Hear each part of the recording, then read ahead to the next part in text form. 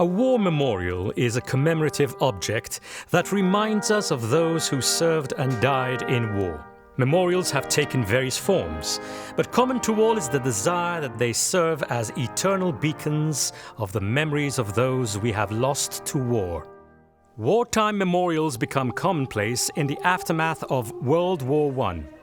The Thiepval Arch, designed by Edwin Lutyens, is the principal tangible expression of the defining event in Britain's experience and memory of the Great War, that disastrous first day of the Battle of the Somme.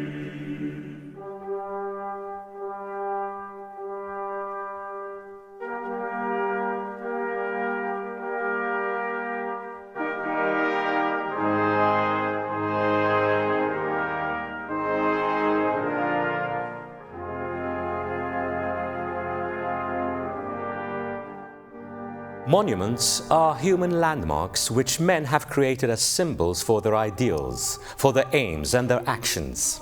They're intended to outlive the period which originated them and constitute a heritage for future generations. They form a link between the past and the future. Monuments are the expression of man's highest cultural needs. They satisfy the eternal demand of people to translate their collective force into symbols. I am Antonio Sciortino, originally from Zabuc. I studied drawing under the direction of Lazzaro Pisani and modeling and sculpture under Vincenzo Cardona at the School of Art in Valletta. When I was 20 years old, I was awarded a government scholarship to study in Rome. There, I enrolled at the Istituto Reale di Belle Arti, where for 2 years I studied civil engineering and monumental architecture. In 1911, I was appointed head of the British Academy of Arts in Rome, a position I occupied for 25 years.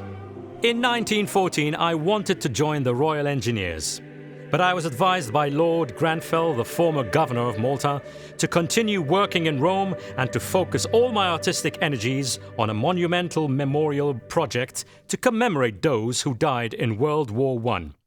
I started to work on it day and night for 3 years, making sketches on paper and clay all the time.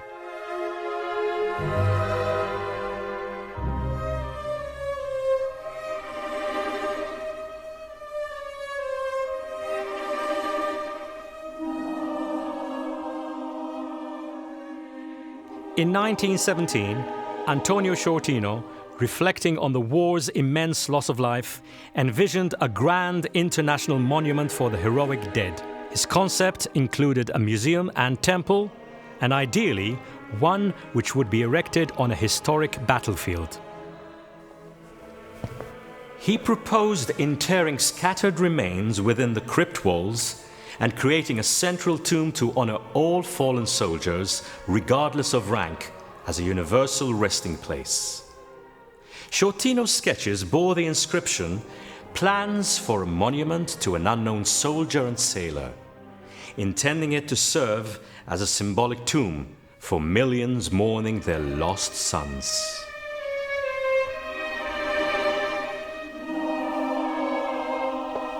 The monument was to feature 3 galleries, a library, and a museum. One gallery would house 300 percussion instruments audible for miles. Another, 300 bells to chime on commemorative days. And a central hall with an organ for solemn occasions. Sciortino envisioned it as more than a war memorial, but a site, like Westminster Abbey, honoring notable figures as well. Sciortino's project was conceived as an autonomous, grand urban conception that encapsulated the architectural spirit of the glorious historical past. In his testimonial, Sciortino boasted that there are 5 styles of architecture in the temple, a statement that infers that his design borrowed from various historical architectural epochs. Sciortino's design, in fact, reflected the eclectic architectural style of his time. Rome, during the late 19th and early 20th centuries, saw a surge of monumental construction, such as Giuseppe Sacconi's monument to Vittorio Emanuele II.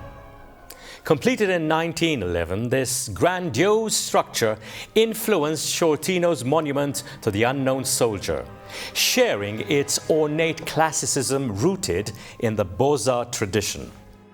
Sciortino initially proposed the monument for London, but the significant land required made the central urban location impractical. Richmond, on London's outskirts, was suggested, with 6 bridges over the Thames providing access. But despite his efforts, British high officials, including Lord Melchett and the 27th Earl of Crawford as first commissioners of works, rejected the project. By 1921, Sciortino realized his vision would not materialize in Britain, leaving the United States as the only potential hope for its realization. There is not enough money in Europe to undertake this project, and unless American capitalists can be induced to undertake the erection of the Temple of Nations as a war memorial, the idea will have to be shelved for generations. It was claimed that the cost to realize Sciortino's project would amount to $50 million. Sciortino persevered with his efforts to promote his vision in the American press, naively hoping that his idea would captivate the interest of one of America's affluent entrepreneurs. However, despite the admiration expressed for the project, no offer was ever forthcoming. There was no Rockefeller or Vanderbilt who came forward to finance Sciortino's project, and the Great Depression shattered his dream of realizing his grand conception.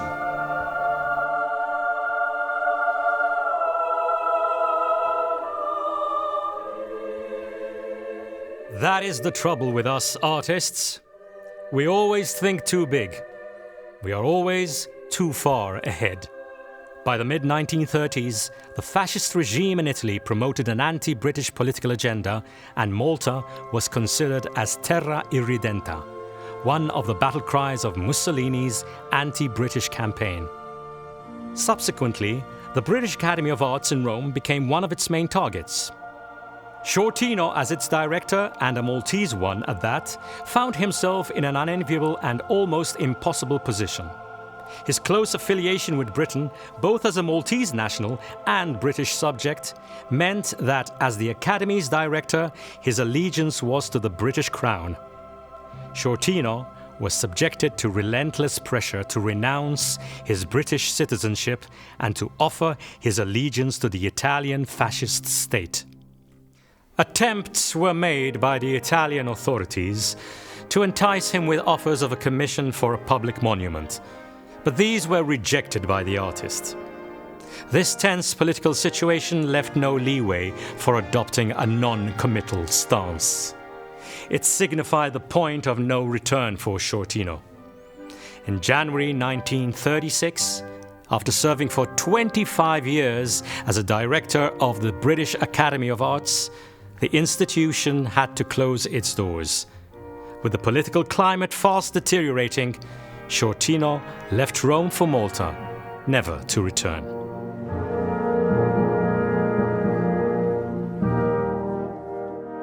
Monuments are products of a unifying consciousness and culture, which by their intrinsic nature have the power and capacity to create these symbols.